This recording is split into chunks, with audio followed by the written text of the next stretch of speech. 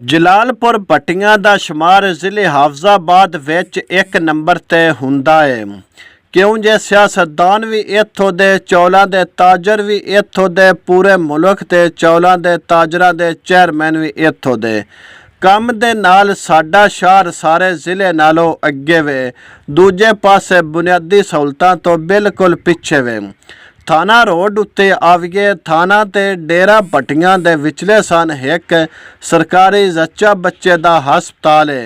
ये सरकारी हस्पताल पिछले कई वरियां तो बंद पिया है। उत्ते ये हस्पताल त्रुट बन दा शिकार है। इनकी त्रुट बन तो ते बाहरों पता लगता है ये हस्पताल नहीं जिवें कोई जिन भूतां दा घर है। असी हस्पताल दे अंदर जाके वेख्या, अंदर रिहाइश आई, अंदरों बड़ा साफ सुथरा हाया।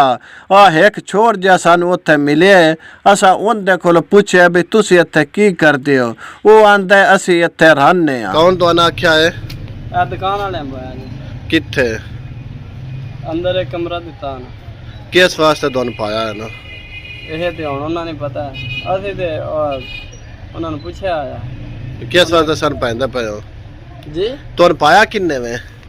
ਇਹ ਨਾਲ ਦੁਕਾਨ ਵਾਲੇ ਨਾਲ ਫਰੂਟ ਵਾਲੇ ਉਹਨਾਂ ਪਾਇਆ। ਨਹੀਂ ਰਹਿਸ਼ ਇੱਥੇ ਮੀਆਂ ਬੀਵੀ ਸਾਰੇ ਰਹਿੰਦੇ ਆ? ਹਾਂ ਜੀ, ਫੈਮਿਲੀ ਜੀ। ਕਿੰਨੀ ਦੇਰ ਤੋਂ ਰਹਿ ਰਹੇ ਹੋ? ਇੱਕ ਹਫਤਾ ਹੋਇਆ ਕਿਰਾਇਆ ਸ਼ਰਾਇਆ ਦਿੰਦੇ ਹੋ? ਜੀ। ਬੈਟਮਨ ਦਿੰਦੇ ਹੋ ਕਿਰਾਇਆ? ਨਹੀਂ ਕਰਾਇਆ ਉਹਨਾਂ ਕੋਈ ਨਹੀਂ ਗਿਆ। कोई भी सरकारी थां होवे उत्थे वडेरे कब्जा कर लैंदे ने किसे ना किसे हीले दे बहाने नाल। थाने रोड दा सारा गंद ते हट्टियां वाले हस्पताल दे विच सट जांदे ने। टाउन कमेटी वाले भी शुक्र अदा करदे ने, चलो कोई ते गंद खपिया है। इस हस्पताल दी त्रुट बन दी सूरत हाल इह वे, कोठे दी छत उत्ते पिपल दा रुख जम पिया है। असी अपने MPA मियाँ शहद हुसैन भट्टी अगे दो तरले करने आ। पहला तरला ये वे, अपने शहर दे विच ते अपने डेरे दे नाल ये जच्चे बच्चे वाला हस्पताल अल भी कोई ध्यान देवो। इलाके वास्ते ये बड़ी वड्डी सहूलत होवेगी।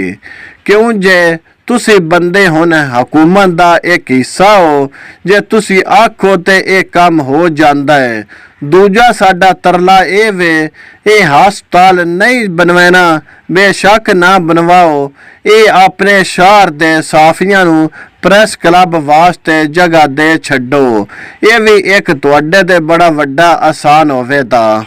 ਅਸੀਂ ਤੁਹਾਡੇ ਅੱਗੇ ਇੱਕ ਤਰਲਾ ਹੀ ਕਰਨੇ ਆ, YouTube ਤੇ ਜਾ ਕੇ ਸਾਡਾ YouTube ਚੈਨਲ ਕਾਂਝੂ TV 1 ਨੂੰ ਸਬਸਕ੍ਰਾਈਬ ਤੁਸੀਂ ਲਾਜ਼ਮੀ ਕਰਨਾ ਹੈ। ਸਾਨੂੰ ਤੁਹਾਡੀ ਸਪੋਰਟ ਦੀ ਲੋੜ ਹੈ।